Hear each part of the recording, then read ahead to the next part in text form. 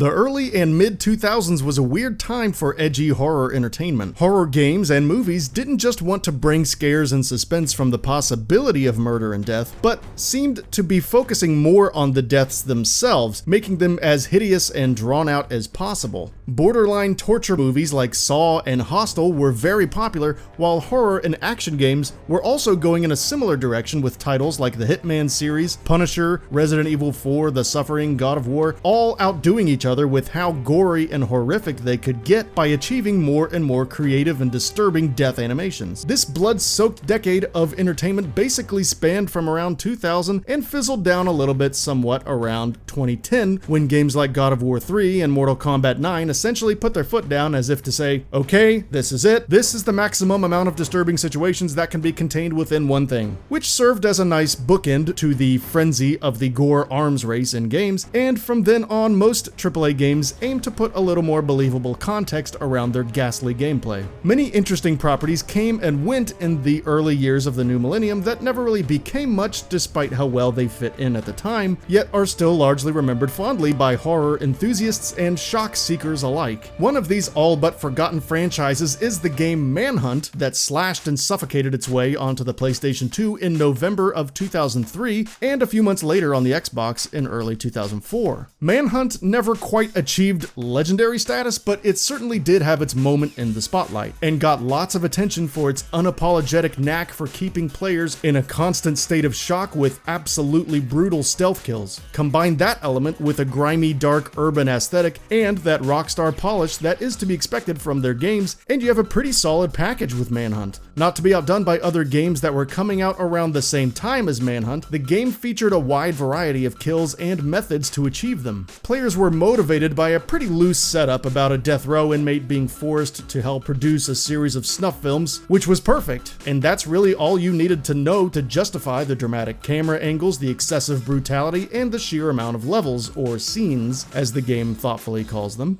This was enough for lots of PS2 owners to buy into the setup, yet interestingly, it wasn't enough for some of the developers, as a former Rockstar employee, Jeff Williams, eventually revealed by saying, quote, "Manhunt just made us all feel icky. It was all about the violence, and it was realistic violence. We all knew there was no way we could explain away that game. There was just no way to rationalize it. We were crossing a line."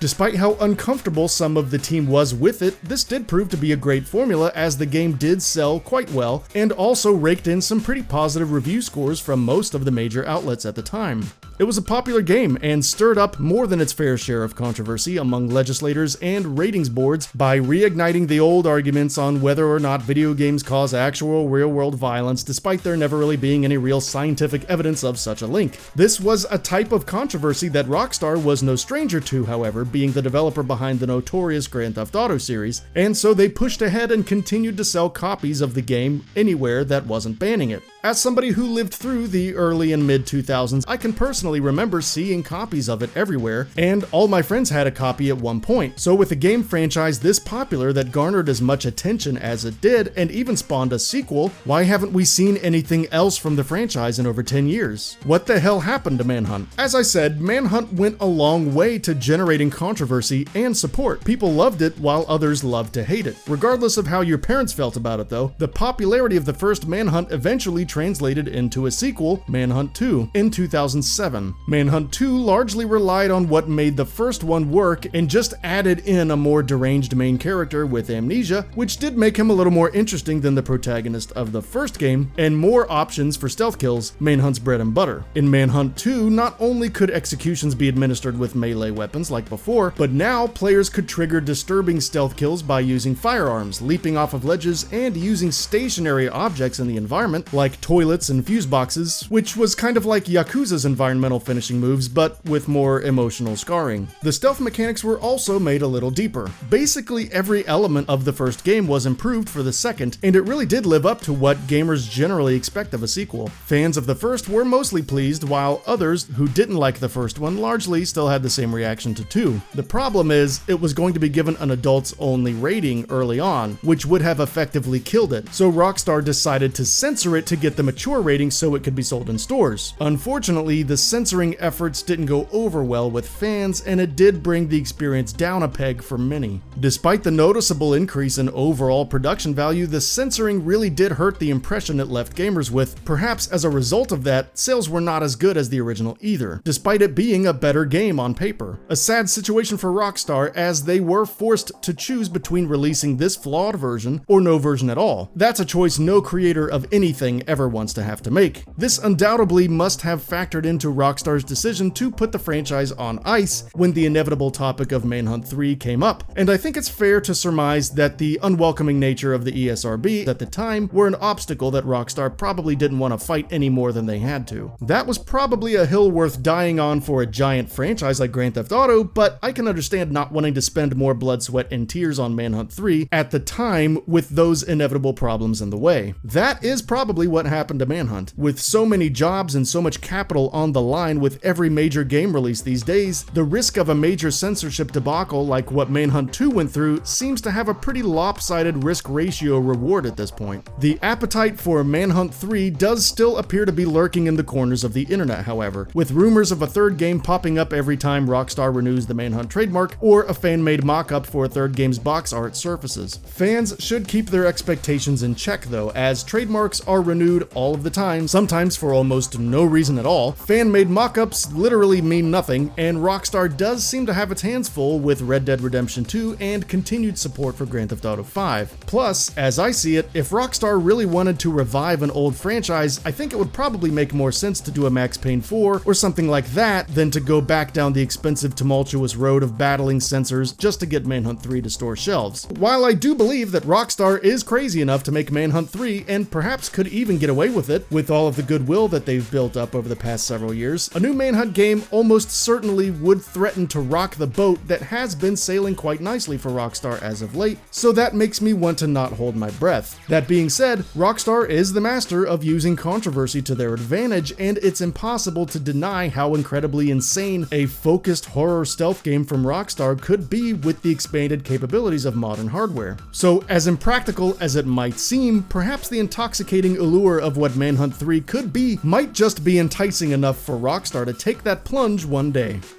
And that about does it for this video. If you enjoyed what you watched and want to see more from GamingBolt, you can always hit that subscribe button and turn on the bell icon next to it. That way you will never miss any of our videos.